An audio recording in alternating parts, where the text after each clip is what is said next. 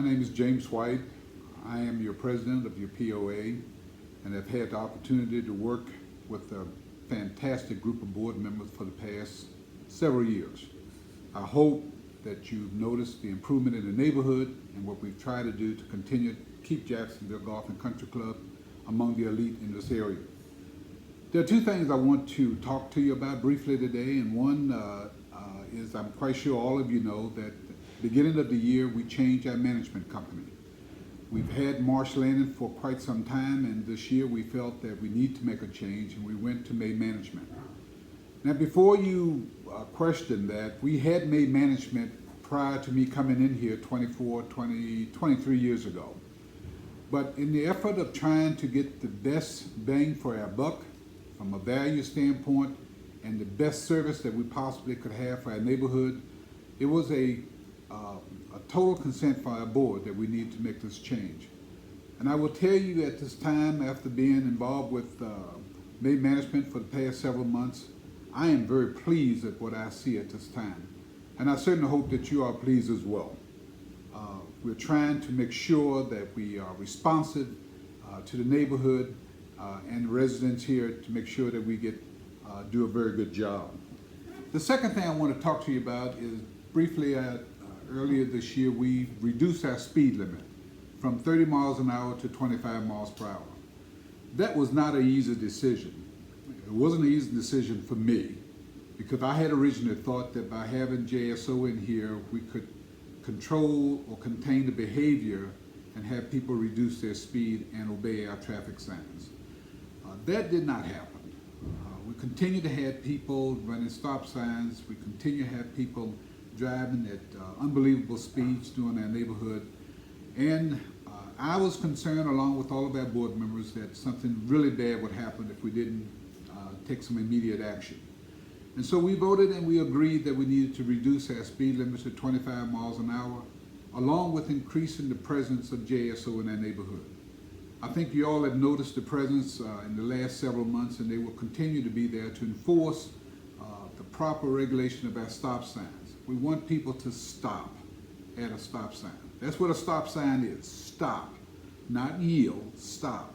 And we wanted people to slow down because the worst thing that could possibly happen to our neighborhood is to have a devastating accident take place and we'd be all over the front page of all the news outlets with someone getting hurt in our neighborhood.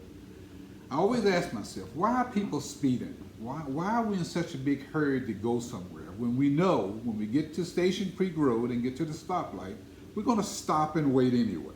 When we get to Hodges Boulevard, we're going to stop anyway. So really, there is no justification for doing 40 and 50 miles an hour in our neighborhood. There's no justification for running through stop signs when we could possibly injure someone walking or driving their golf cart. So I know it's uncomfortable for some people because I know some folks have gotten some citations, but the behavior had to be changed. And I'm hopeful that the neighborhood has gotten the message and that we are taking it very serious about traveling in our neighborhood. In closing, I want to say that it's been an honor for me to be here and be a part of the board and be a part of some very special people who are working hard, volunteering their time to make our neighborhood better. We have our annual meeting scheduled in April here at the club.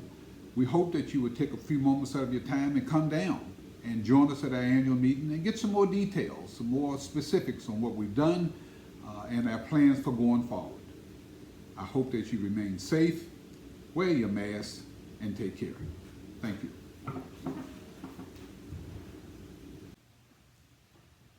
Hello neighbors, wanted to wish everyone a happy 2021. This is Mike Larson from the Jacksonville Golf and Country Club Gate Access Committee. I'm the chairperson.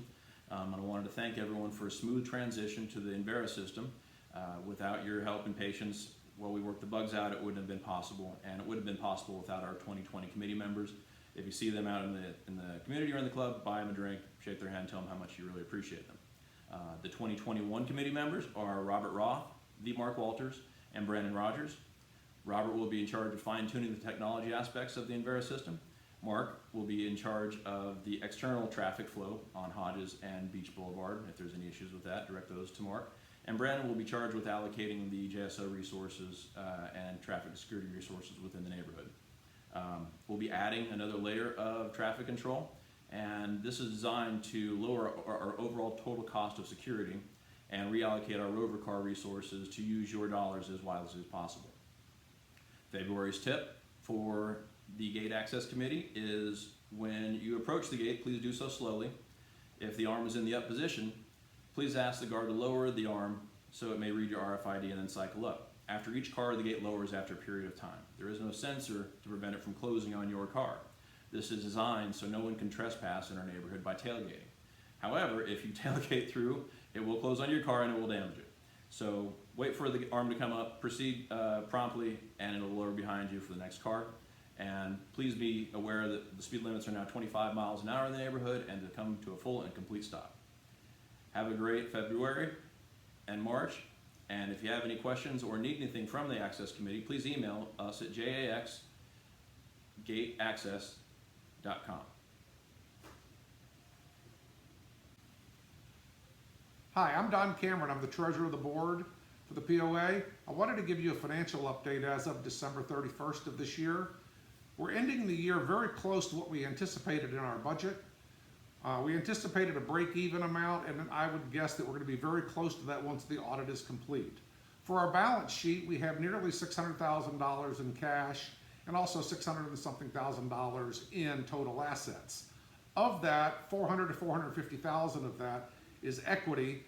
Most of that is reserves for future expenditures, primarily roads and other capital improvements that we'll have. If you looked at our income statement, our income was projected to be approximately $1.5 million, and that's about where we ended. It's as you would expect, because it's so contractual based on the dues and the number of residents that we have. We were also very close on our expenses, and the $17 increase per quarter that we came up with for this year is primarily to continue to fund the reserves so that we'll be able to meet our future expenses. I'll meet back with you every quarter to give you an update as to how we stand on the budget for the coming year. Thank you. Hello, my name is Ray Gianni, and I am a member of the POA board here at Jacksonville Golf and Country Club. My primary responsibility on the board is the Common Property Committee, and the committee consists of myself and several volunteers from this community. We get questions on a regular basis about what is common property, why does it cost this, what do we do, how do we do it, that sort of thing. And I'd like to just take a few minutes and give you a quick overview of what is included in common property here at Jacksonville Golf and Country Club. We are a private community. Since we are a private community, everything in here, from the roads to the sidewalks to the street lamps, have to be taken care of by the POA. We'll roughly go down some of this information now. There are approximately 14 miles of road within the Jacksonville Country Club community. There is also the curbing and sidewalks associated with these roads. The cost of repaving is very expensive, and that is why, if you've noticed, we have gone to a method where we have a professional engineer come here on a yearly basis, look at our roads, determine what roads need to be paved next, so that we can indeed keep the community in good repair, but also do it in the most economical means. There are 25 lakes or ponds, whichever you like to call them, within the community that we are also have to take care of. Property owners, as if they live on the lake, understand that they own the property into the lake. It's the POA's responsibility to maintain the water conditions and maintain the lakes within the community. Those lakes are really retention lakes. They're for floodwater control. And so all those storm drains that we have throughout the community drain into those lakes. So I want you to always remember, when you see the storm drain out there, it doesn't go someplace else. It goes to the lake behind your house. So be careful of what you put there.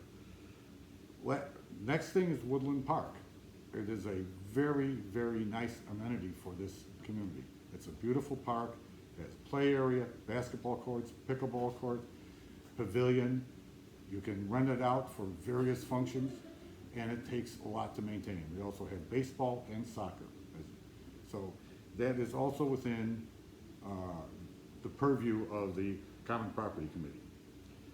The irrigation system in here is miles long, and it is also connected with the club's irrigation system, the golf club's irrigation system. And it is maintained by both ourselves and the club as a shared resource. That irrigation system includes pumps and storage bins and actually the maintenance of the lakes as well. Lastly, the landscaping in the community. And as you know, this is a 34-year-old community, I think 31-year-old community. And it is starting to get tired. And we are in the process, and have been in the process for the last several years, of updating those areas as we go. If your area has not been upgraded yet, we will be there. It just takes time to go through a community of this size and upgrade all the landscaping. Lastly, I just have one more tip, and that is, and we've talked a little bit about the storm drains, please don't stack your lawn clippings or pick up for the lawn trash people or any other trash on top of the storm drain. If you do, and it goes into the storm drain, it'll either be in the lake or clog it and cause flooding. Thank you. Love the community. Hope you also love to live here. Hi, I'm Teresa Miriam. I'm in charge of the Standards Committee for the neighborhood. And as you can probably realize, our homes and our neighborhood are approaching the 30-year mark. So we are looking at driveways that needed to be redone and landscaping that needs to be updated. Our main focus right now is we're working on not putting out yard waste too early. It needs to be out on the curb, street side, Wednesday evening, not before that. We are very happy to have Main Management here. Heather's working with us, so if you have any issues, you can contact me, you can contact Heather at Main Management, or you can contact us through our website. And in the spring, we are going to be looking at lawn maintenance and yards and everybody getting ready with flowers. Thanks.